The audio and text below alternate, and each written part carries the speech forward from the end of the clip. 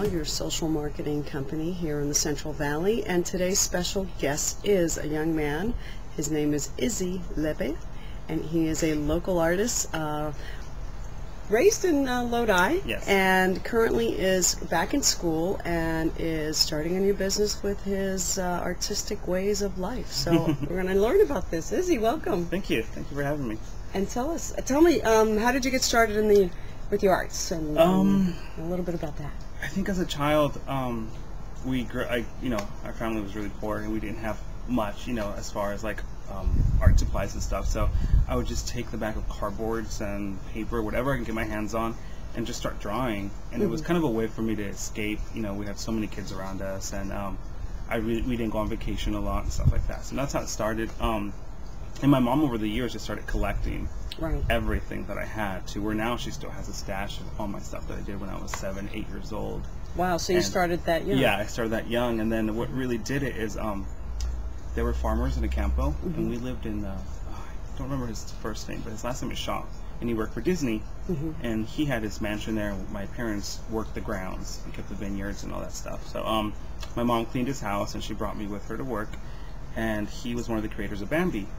So he took me up to his workshop, and he showed me all around his studio and all the work he'd done, and then he asked me to draw with him, and that that moment there just like captured me, and I was like, this is what I want. I started with drawing, and then from there it just kind of created this new passion for other things, and wanted to make things out of just random stuff. And so I started doing paper mache and wood projects, just anything I really, if I thought of something, I would just kind of want to do it and stuff. So. But then the drawing, of course, when you came across Mr. Shaw, that opened up a whole new window for you. Is that correct? Yeah, for sure. Yeah, that was like, I felt validated as a kid. I was like, wow, someone who's so famous loves what I do, and it made me feel good. It made me feel like it's what I was meant to do, and so it was always something that I didn't do for the public for the longest time until a few years ago was my first time. At the Hagen Museum. Okay, tell us about that.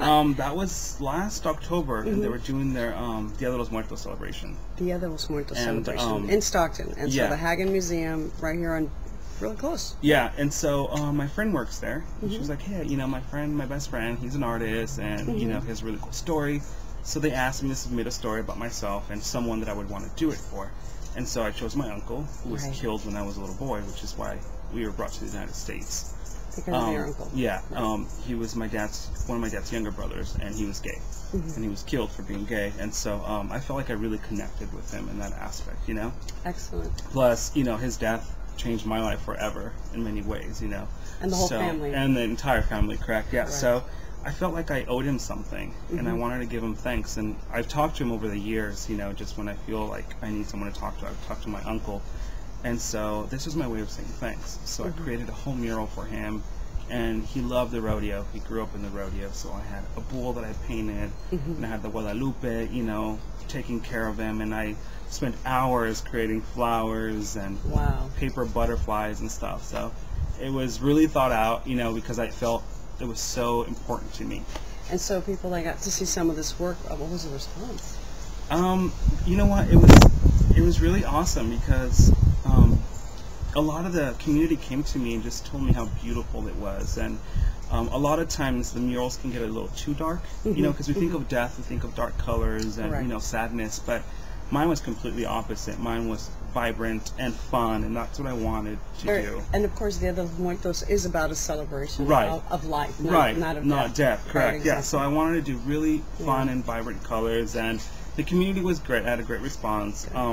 My family was there, and they all cried because they've never seen me express myself in this manner, for one of my family members. So and paying homage to your and uncle. we really never talked about his death. It was kind of like we were too young, so we didn't talk about it. But it was great. It was a great experience for everyone. It was. Yeah. It was great. Really cool. Now, you are at another pivotal time in your life right now, where you're starting to retrofit, if you will, or create furniture, right? Yeah, Tell me a little bit about that. Tell us. Now, this is interesting, because I like this. This is good. This is actually, we have our laptop right on top of something, and if you see the backyard, he's very creative, very peaceful back here, very zen. I guess this happened because when we bought this house, we used all of the money that we had. You know, we had to do a new roof and, you know, fixing up an old house. The It's never kitchen, cheap. the yeah, floors, everything. yeah, right. So, you know, just out of necessity, Right. you know, I started like, you know, creating stuff, and I said, well, I need backyard, you know, like patio furniture.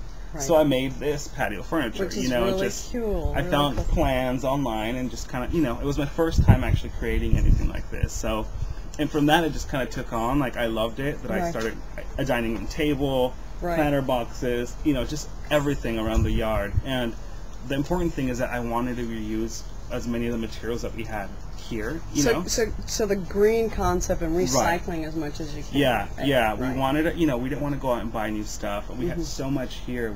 I felt that we could use.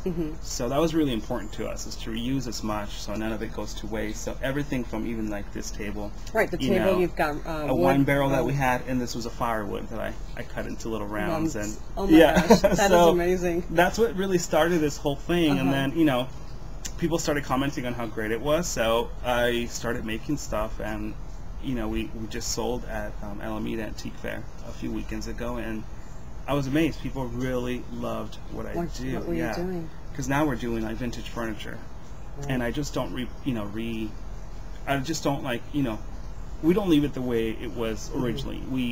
We paint on it. I do graphics.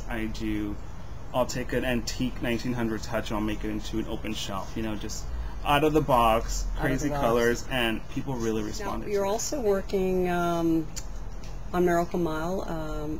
Yeah. With another company. Can you share a little bit about that? One of my friends and neighbors opened a shop. It's a dream of hers again. So I was really excited that she, you know, offered, you know, for me to help her and stuff, because that was great. Because it's so she opened a furniture store. We do like home decor, and it has like a French twist to it. Okay. Kind of shabby chic. You know, she also Shabby refinishes chic, yeah. furniture. Right. We have, you know, anything you could possibly need for a home, from pillows to armoires and tables and stuff. Tables, not only the big pieces of furniture, but just the small little items like the pillows and the sheets. Right, yeah. And again, I mean, I was towels. really excited about that, because she also takes vintage furniture. You know, we just don't want it to go to waste. We reuse it in other ways. We make bars out of armoires and stuff, you know, so it's really fun, and she's definitely taught me a lot, and I'm learning from her, since this is something I want to do. Anything you want to add, Izzy? Um, People can contact you. Obviously, I'll put your information here, so if they want to see what you have, I know you have a website, you have an email address, I'll put that information so people, but anything you want to add? Well, I just want to say that, you know, everything I'm doing, I'm not doing on my own. I have to say thanks to my partner Drew, because he's really been my inspiration. There you go. The last, you know, 7 years we've been together, he's really helped me get out of this dark mode, and really, he's the one that tells me how creative and how amazing everything that I create is, and it's because of him that, you know, we keep creating together, and it's been fun bouncing ideas off of each other. Well, thank you, Drew, and we appreciate it and everything you've done. Izzy, we wish you much success. Thank you. And thank you for doing this little interview. No problem. All right, thanks. Bye, guys.